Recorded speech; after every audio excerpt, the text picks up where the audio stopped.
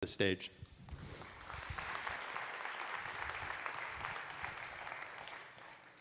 A number of years ago, a survey was conducted asking Christians about their views related to work. Statements made for people to respond to of their agreement or disagreement, you might say. The first statement was this: I can clearly see how the work that I am doing is serving God or a higher purpose. 30% said yes. The next statement: the work that I am doing is not as important as the work of a pastor or priest. Almost 80% of those surveyed agreed with this statement. The work I'm doing is not as important as a pastor or priest. For the amount of time that we spend working, friends, that's not very encouraging. That we would not see, the majority of people would not see their work as serving God or having a higher purpose, and that somebody else's work has an elevated status compared to what you do, which would imply that for some reason you're less with what you do. How would you respond to these statements? Can you clearly see how the work you do serves God and has a higher purpose? Do you see that it's just as important in God's eyes as a pastor or priest's work? Do you find your work to be meaningful, purposeful? In the past 2.5 years of doing my work of leading this organization, Circle City Fellows, where we come alongside adults to equip and empower to understand the integration of faith in the workplace, the vast majority, if not all, would fall into these categories. They come into our experience, and generally speaking, it's like, well, my work probably has maybe some meaning in this way, but I'm not sure that really makes it meaningful to God. It's just meaningful to, accomplishing this. Or I've sat with some, I had one clear memory of sitting with somebody who said, there's no way that what I do as a project manager could be nearly as important as my pastor on the weekend. And I would offer that I think God disagrees with that. What thoughts and feelings do you have about work? Are you TGIF, thank God it's Friday, or as I've also heard it said, TGIM, thank God it's Monday, and not because you just worked the weekend? Those of you that are already back from fall break, are you excited to go to work tomorrow? Now, I love vacation as much, if not more than anybody, so usually the answer is no for me because I just love vacation. But I also love what I do. So my invitation to you today is to see your work as God sees your work. See your work as God sees your work so that you might engage your work with passion and purpose. Now, last week I introduced this series, Your Work Matters, by walking us through the story of God's mission, reflecting on what is God's grand story that we read in the Scriptures, but actually is beyond even the Scriptures. It's the God from eternity past who is triune, giving, receiving, and sharing love, who creates out of the overflow of love, who carries love throughout this story as symbolized in this portrait here on the screen, and that will continue with a mission and purpose of love, of giving, receiving, and sharing of love for all eternity. And the idea is that we have a part to play in this mission. We have a verse to contribute. We have a paragraph to write in this story. That we find ourselves in that space between Acts and Revelation as part of the sent people of God into the world to live as Jesus lived and to love as Jesus loved. And when we do, we are participating in God's mission to put love where love is not.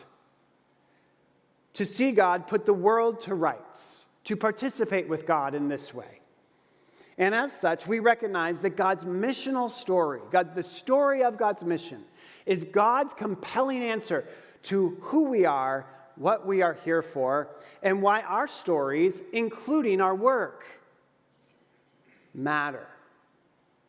That our work, as part of our story of who we are, fits into this story, grand story of God. And we looked at how God has called us to be part of this story and God's mission. A missional call that impacts all of our lives. That we might see that, you might say in the concentric circles at the heart of it all, that God's call is on us to be a part of God's mission, and it is through our workplace for the sake of the flourishing of the city. So last week, God's call through his story to mission. This week, our work through our work. And next week, we'll look to what that means for us in the flourishing of the city. We want to make the connection today that God's call to us in his story is to understand that that is through our work where we spend the bulk of our time. If this work isn't seen as having a place in participation with God's mission, then friends, that's a problem. As followers of Jesus, we know our whole life is to be affected by this relationship, this discipleship of being a follower of Jesus, rather than a compartmentalization of our faith that is separate from our work. That when we work, we're doing work, but when we are with God's people in church or in a small group, then that's God's time. So again, my invitation is for us to see your work as God sees your work, so you might engage your work with the passion and purpose of its participation in God's mission. And to make that connection, I want to work through 3 key ideas that I see in the scriptures for why and how our faith integrates in the workplace. The first is that your work matters. That your work is good. That it is dignified to work. We have a dignity to who we are because work is actually good. Work is not actually part of the curse of Scripture. Second, your work matters because it is intrinsically valuable. Intrinsically valuable, not instrumentally valuable to another end, but in and of itself, your work is intrinsically valuable. And third, that your work is ministry as it aligns with God's mission. And though the church inadvertently and sometimes purposefully has communicated otherwise, there really is no such thing as, quote, professional ministry. We are all ministers. We'll see that in a few moments. So first, your work is good, and I invite you to turn to Genesis chapter 1 with me. And let us see why our work is good, why our work is dignified. We're going to be in Genesis 1, and then we also are going to be in the book of Colossians, briefly, in a couple different places, as well as a note into Isaiah. Genesis chapter 1. Our work is good. Why? In the beginning, God created the heavens and the earth. The earth was formless and empty, the darkness covered the deep waters, and the Spirit of God was hovering over the surface of the waters. I'm reading a very familiar passage, obviously, right? Genesis chapter 1. So do me a favor. Listen with me as I read it, and I listen to myself read it, through the lens of thinking about work, not about God creating the world, even though they're the same thing. Verse 3, then God said, let there be light, and there was light. And God saw that the light was good, and then God separated the light from the darkness, and God called the light day, and the darkness night, and evening passed, and morning came, marking the first day. Then God said, let there be a space between the waters to separate the waters of the heavens from the waters of the earth. And that is what happened. Jump to verse 9. Then God said, let the waters beneath the sky flow together into one place, so dry ground may appear. And that is what happened. Verse 14. Then God said, let lights appear in the sky to separate the day from the night. Let them be signs to mark the seasons, days, and years. Let these lights in the sky shine down on the earth. And that is what has happened. Verse 20. Then God said, let the waters swarm with fish and every other life. Let the skies be filled with birds of every kind. So God created great sea creatures and every living thing that scurries and swarms in the water, and every sort of bird, each producing offspring of the same kind. And God saw that it was good. Verse 24. Then God said, let the earth produce every sort of animal, every producing offspring of the same kind, livestock, small animals that scurry along the ground, and wild animals. And that is what happened. Verse 26. Then God said, let us make human beings in our image to be like us. They'll reign over the fish in the sea, the birds in the sky, the livestock, all the wild animals on the earth, and the small animals that scurry along the ground.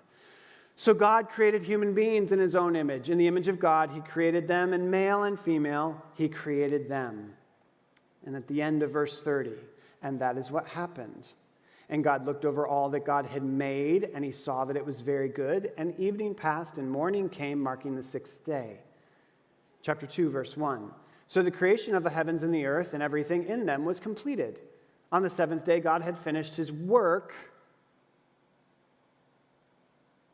of creation. So he rested from all his work. And God blessed the seventh day and declared it holy, because it was the day when he rested from all his work. Well, that's Genesis 1 and 2. And this thing called the curse hasn't happened yet, because that's Genesis 3. So work must be good. Because every time God created, i.e. did work, he called it good. How God did it exactly, I don't know. That God did it is what this passage points to. That God is a worker is what this passage points to. That we are made in the image of God, as verse 26, 27, 28, 29, and 30 point to in chapter 1, tells us that if work is good for God and we're made in the image of God and we do work, then our work is good. It is dignified. Friends, to be made in the image of God is to be made a worker. And so our work, your work, is dignified. Your work is dignified. Part of the original creation, reflection of the image of God. And reflected in Jesus too. Jesus spent 3 years doing his teaching, healing, driving out demon ministry stuff. Good technical word.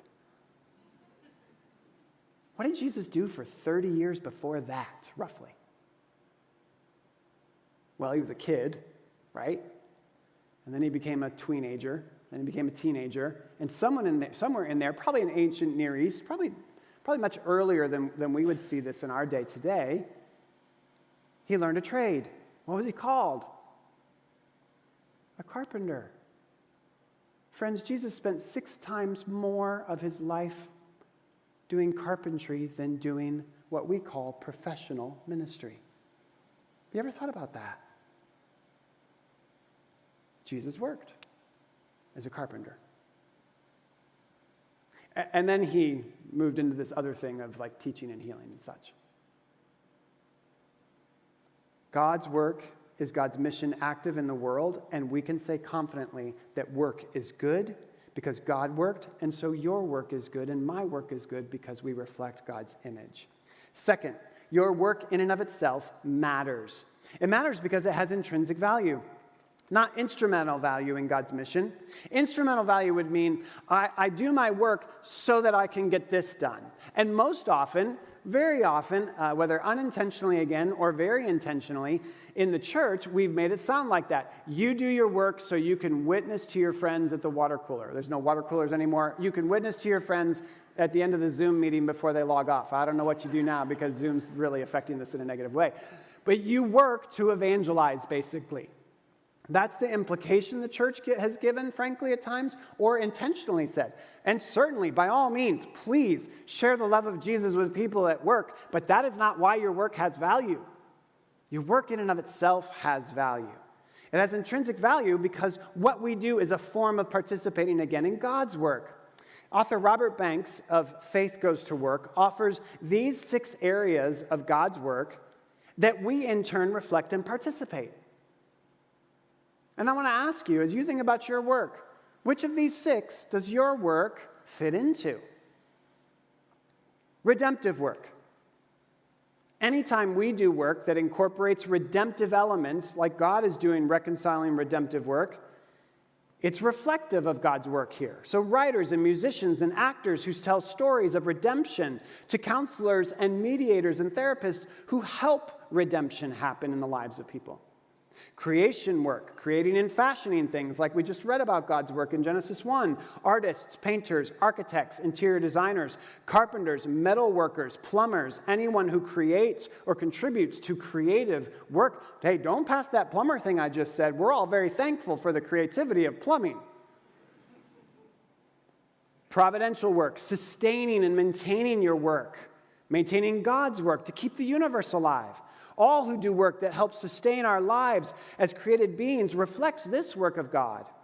From the utility worker to the person shelving food in the night at Kroger, to civil servants, to bus drivers, to IT specialists, the list goes on. These are sustaining aspects of our lives and therefore sustaining work, like God does. Justice work.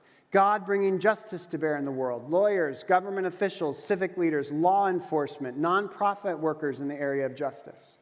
Compassionate work, comforting and healing and guiding. Therapists, doctors, teachers, educators, nurses, social workers, etc. Revelatory work, revealing truth about the world. Scientists, researchers, journalists. Where does your work fit in this list? Which aspect of God's work do you reflect and participate in? I'm confident that you do. And again, like I said last week, don't dismiss yourself if you are the president for human resources and talent development for your family with your children. Affectionately called stay-at-home moms or dads. You work too, because you keep humans alive. That's pretty important. Your work has intrinsic value because it reflects and participates in God's work. It's not just about instrumental value, but we want to see our work as how God sees it. It's actually demeaning as an image bearer to just think our work has instrumental value when we're reflecting how God worked in the world. Our work also has intrinsic value because whatever we do unto God. If you like, turn over to Colossians chapter 3 with me for these brief verses that speak to our work. In Colossians chapter 3, starting in verse 22, Paul has been speaking to a number of ways that groups interact, or types of roles, interact with each other, wives and husbands, children and parents, and it's all within the context of him expressing words about our new life in Christ and moving towards the newness that Christ brings to our lives. And here, he's going to start with the word slaves in the NIV translation, but here I want you to understand this idea of slaves and masters is much more accurate to be towards work and supervisor or boss. Now, yes, there's a whole context related to slaves and masters here, and I will let you learn that at the 8 a.m. Colossians class in room 122 right over here for the next 3 more weeks. And are you teaching it, Brad? Yeah. See, go with me with Brad Miller and learn, because it will be great. I'm utterly confident of that. And so I'm guessing you're doing Colossians 3 in 2 weeks, right? Yes. See, there you go. So you want Colossians 3, go in 2 weeks, and you will learn more about what this is meaning here. But for the moment, look at verse 22, and think of it here related to work and boss or supervisor, as we say. Slaves, obey your earthly masters in everything you do. Workers, obey your supervisor in everything you do. Try to please them all the time, not just when they're watching you. Serve them sincerely because of your reverent fear of the Lord. Work willingly at whatever you do, as though you were working for the Lord rather than for people. Remember that the Lord will give you an inheritance as your reward, and that the master you are serving actually is Christ. Please them when you're not looking. Have integrity to your work. Work sincerely, willingly, not begrudgingly with complaint, because our work is ultimately done unto God as we reflect God. And finally, our work has intrinsic value because it has lasting value, not just temporal purpose. And this is intriguing to me. Our work creates culture. We don't just copy culture, condemn culture, consume culture, critique culture. We're meant to create culture. We are meant to be culture makers because God is a culture maker. Follow with me in this passage from Isaiah 60 on the screen. Lift up your eyes and look about you. All assemble and come to you. The wealth on the seas will be brought to you. To you, the riches of the nations will come. It's Isaiah's prophetic word of restoration when the new heavens and the new earth will be moving towards consummation. That's part of the story that we talked about last week, where the heavens come down. And here, it's talking about Isaiah prophetically talking to God about what is going to come. Surely the islands look to me. In the lead are the ships of Tarshish, bringing your children from afar. With what? Their silver and their gold, to honor the Lord your God, the Holy One of Israel, for he has endowed you with splendor. Your gates will always stand open, New Jerusalem. They will never be shut day or night, so that people may bring you the wealth, note this phrase, the wealth of the nations, their kings led in triumphal procession.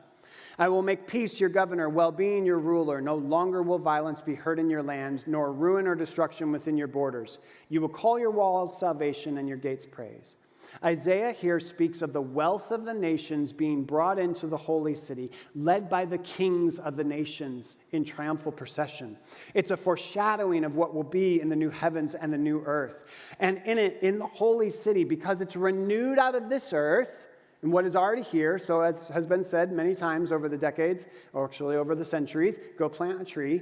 The reality of life will be a renewed creation, not void of what we have done, but rather filled with what we have done. Not void of what we have done, but rather filled with what we have done. One theologian explains it this way: when the kings come marching in, then they bring the best of the nations. Even cultural goods that had been originally deployed against God and his people. The final vision of the city is one filled not just with God's glory and presence, not just with God's own stunningly beautiful architectural designs, not just with redeemed, reconciled persons from every cultural background, but with redeemed human culture too. And when we speak of culture, we're speaking of cultural artifacts, things that are made. We're speaking of the way we do things in culture. So as has been said, a fascinating exercise then is to ask about any aspect of our culture, and be it the way we do something or an artifact we've made, and ask ourselves this: can we imagine this making it into the New Jerusalem? Friends, what this passage is pointing to is what we do here today. Something of this is going to be in the fully purified, redeemed form one day in the New Jerusalem. What we make. So, for example, will the worship songs we sang earlier, will any of them make it into the New Jerusalem, or we'll still sing them? If not those, or maybe along with those, surely Handel's Messiah is going to make it, or Vivaldi's Four Seasons. What about the decor in the foyer, the art that's there?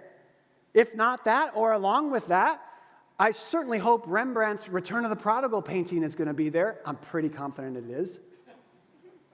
Clearly, Tolkien's writings will be there. We all know that. And I'm quite confident my wife's chocolate chip cookies deserve to be there. And even better, because it'll be the redeemed, holy, purified version of those cookies, so I can eat as many as I want and I won't be unhealthy. It's a fascinating exercise, friends, but it's also serious. The ships of Tarshish with the kings leading in triumphal procession. Friends, this is not figurative. This is not. Our work lasts. Well, that makes me think about how I'm doing my work. Am I doing a good job? Any shot it's going to last? Now, maybe my work's not going to last, but I like the idea of thinking of, does it have a shot at lasting? Like, am I doing good enough work here? No, that's not a pressure. That's not legalism. That's not meant to be guilt. No, don't take that stuff. Leave it at the door, please. I'll try to. It's about the invitation to participate in co-creating with God because we bear God's image. Your work has intrinsic value because it has lasting value. So our work is good and dignified. Our work has intrinsic value because it matters. Those truths about our work are enough for us to see that our work is meaningful, but there's even more. When we take that work and we see its alignment with God's mission in the world, then we come to recognize that it's not only good and dignified, it's not only intrinsically valuable, but it is also ministry. Ministry every bit as important in God's eyes as the ministry of a missionary or a pastor or whoever else we have elevated to a higher status in God's eyes based on what they do. Your work is ministry as it aligns with God's mission in the world. Work was inherently part of God's mission from the start, and so when we think of the idea of ministry, a working definition for that being the work and service of a Christian, if ministry is the work and service of a Christian, then our work is ministry as it aligns with God's mission. Now, why that phrase, aligning with God's mission? Because just to be clear, if what you do is aligning with the mission of the evil systems and forces as described in Ephesians chapter 6, then clearly that's not ministry as spiritual work and service. I'm not calling anything we do ministry. I mean, if your work leads you to exploit the poor and enhance injustice and oppression towards the marginalized or even towards the creation by your work being a consumer of creation rather than a steward of creation, that's not ministry because that's not aligned with God's mission. Or if your work takes advantage of people for dishonest gain, like in some way you're going to get gain from others just for yourself, then even something that should be ministry and can be ministry, it's not if it's not aligned with God's mission in that way of love. So how might I know if my work is aligned with God's mission? Well, let's just remember, what is God's mission? As I said last week, in a word, God's mission is love, the giving and receiving of sharing love. As St. John of the Cross says it, it's putting love where love is not. And God's specific mission of love right now in this world is the reconciliation and restoration of all things as the sent people of God. So let's look at Colossians chapter 1. Turn over there if you were with me in Colossians chapter 3. Let's look at Colossians chapter 1 and verse 15. And these beautiful, powerful, poignant verses that are some form of early Christian hymn that Paul captures here in his writing. Christ is the visible image of the invisible God. Christ existed before anything was created and is supreme over all creation. For through Christ, God created everything in the heavenly realms and on the earth. God made the things we can see and the things we can't see, such as thrones and kingdoms and rulers and authorities in the unseen world. Everything was created through him and for him. He existed before anything else, and he holds all creation together. Christ is also the head of the head of the church, which is his body. He is the beginning, supreme over all who rise from the dead. So he is the first in everything. For God in all his fullness was pleased to live in Christ. And through him, God reconciled everything, all things to himself. He made peace with everything in heaven and on earth by means of Christ's blood on the cross. Theologically, we can understand our work as aligning with God's mission, yes, if it's putting God's love where love is not, but also if it is work enhancing this focused mission of reconciliation. And so you might even think of it as, how does your work fit into God's reconciling work in the world right now? The 5 different ways that God is reconciling in this world right now, a la Colossians chapter 1, the reconciliation of God with creation. Does your work participate in that? The care and stewarding of creation and the resources to keep it from decay. The reconciliation of God with created beings, evidencing God's kingdom by guiding people to spiritually awaken to the reality in their lives, of God in their lives, to God's redemption, helping them to experience an end to their feeling separation from God. So reconciliation of God with creation first, reconciliation of God with created beings second, reconciliation between created beings. This is what's also happening in Colossians chapter 1's expression. Human to human, loving your neighbor. The evidences of God's kingdom of peace and reconciliation, the ending of all of our isms of racism and classism and sexism, taking action to end discrimination, oppression, injustice, especially to the poor, the oppressed, the vulnerable, the marginalized, working to bring peace, as well as the reconciliation between created beings when we have community, when people are brought into relationships with each other, ending isolation. Fourth, reconciliation within created beings, that we are reconciled to ourselves. There's a reconciliation, friends, that needs to take place where we choose to actually love ourselves. Loving yourself is actually holy, friends. One of the most subversive statements of Jesus is love your neighbor as yourself. If we loved our neighbors the way we normally love ourselves, with the guilt and shame we often heap on ourselves, we'd have no friends, and we'd have no neighbors because they'd all move away. Because we don't love ourselves well most of the time when we're really honest. So it is right to love ourselves. Well, that's reconciliation within ourselves, that we're reconciled to ourselves with the reality of a right assessment of who we are, which is humility, that says, I'm the beloved of God, I'm an image bearer of God, I'm a masterpiece of God, and yes, I struggle with this thing called sin where I disobey God and I want to go out on my own and I want to find unconditional love where it can't be found, so I deal with idolatry. And God loves me anyway, and I'm always in union with God if I will awaken to it. And when we do work that contributes to reconciliation with created beings, then we contribute to healing for people in their body, mind, soul, and spirit. And finally, the reconciliation between the created beings and the creation. Because we are at enmity with the creation, even though we don't want to be. And so once again, caring for the created order. So you might ask, where is your work contributing to God's mission of love, God's mission of loving reconciliation in one of these areas? This is what we precisely ask and implicate our fellows into for their consideration in the fellowship program that I lead with Circle City Fellows. We do this specifically in the spring of our program because we ask them to do a professional development project where they consider, what's a problem or pain point or area of challenge or brokenness in my work? And what does God have to say about it? Where does it fit into God's reconciling work? Where is God's reconciling work needed in this area? And what can I do about it for a few months?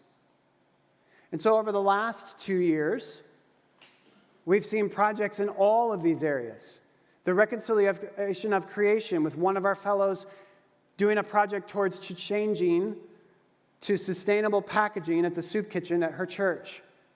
To another fellow who launched his nonprofit and now for-profit land development organizations and companies whose core value is to steward the land and the creation and the resources of the land in the image of God, to reconcile the land to God and reconcile the land and its care to human beings. Reconciliation with God, awakening to God with another of our fellows, changing his process in financial planning to help his clients understand their deepest desires with the belief that they ultimately will be moved towards God. As Augustine said, our hearts are restless until they find their rest in thee. And a second fellow using art and her profession to draw individuals toward God in healing relationship. Reconciliation between created beings. We've seen numerous projects in this area highlighting justice. One of our fellows shifting her project in the moment of COVID to feed a whole school. The families of the whole school were getting no food during COVID. In a lower income area where they were getting free breakfast and free lunch every day. And she shifted her project to help meet that need so that that school was fed by a foundation locally. Another fellow doing HR training to help individuals get jobs of lower income and marginalized circumstance. Another fellow creating an opportunity for business entrepreneurs working on their own, who are self-employed, to have community with one another rather than competition, because she, as a self-employed entrepreneur, was experiencing that loneliness.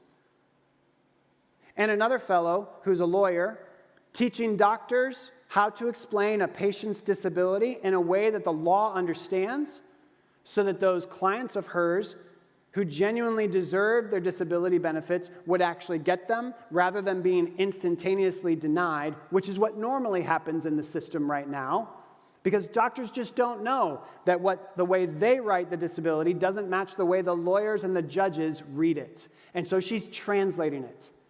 And this past summer, she had the opportunity to present to physicians of Eskenazi.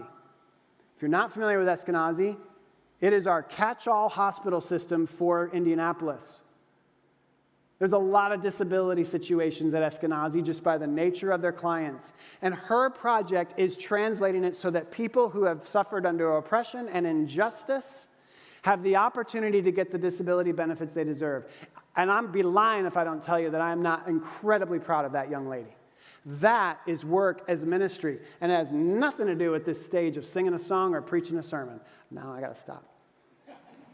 And then reconciliation within created beings. Another of our fellows training his patients as a doctor to take control with their health, to actually understand how they can be in charge of their health by frankly just teaching these people who struggle with the system, the online system that the hospital network has created. They just don't understand it.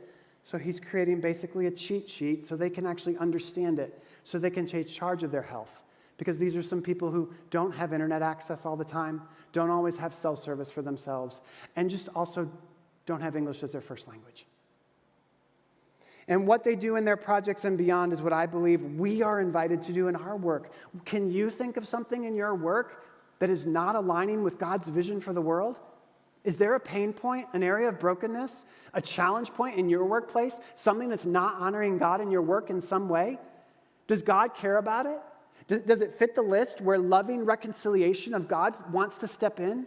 Is there something you could do, just even one simple step? We tell our fellows all the time, you're not trying to change the whole thing. Just take a step. Just take a step towards it. You don't know where it's going to go. One of my colleagues in Denver, who does a similar program to us, had a fellow who took that one step to work on family leave and grief and bereavement leave, because his company basically had none when he went through a time of deep grief and deep bereavement. And so he took a step to change it. It was just a step one. See, could he change something within his location, his spot in Colorado? It worked its way all the way up to the national headquarters, and it changed the whole bereavement policy for the whole company across the whole nation. And friends, people deserve to have bereavement as part of their benefit as a worker and not have to take PTO for it and get paid for it. Your work is good. It is dignified. Your work matters because it has intrinsic lasting value. Your work is meaningful to God. And your work is ministry as it aligns with God's mission. Do you see it? That's my invitation to you. See your work as God sees it, so that you engage your work with the passion and purpose to which God has called you. Let's pray together.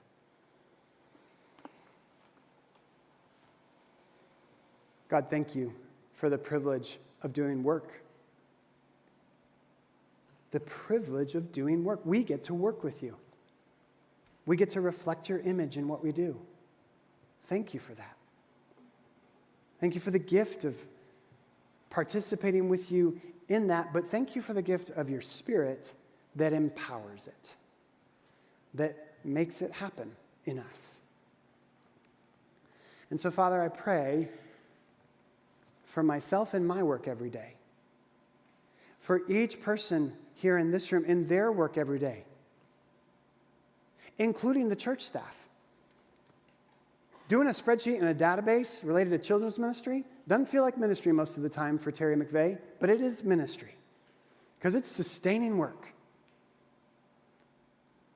All of us, God, in our work, would you help us to see how it is dignified?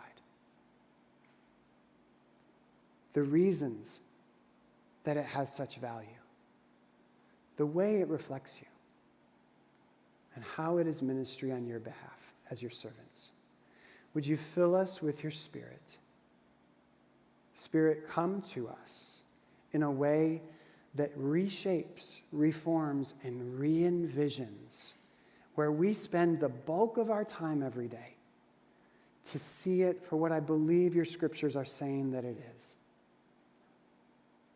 That we might engage this work with passion and purpose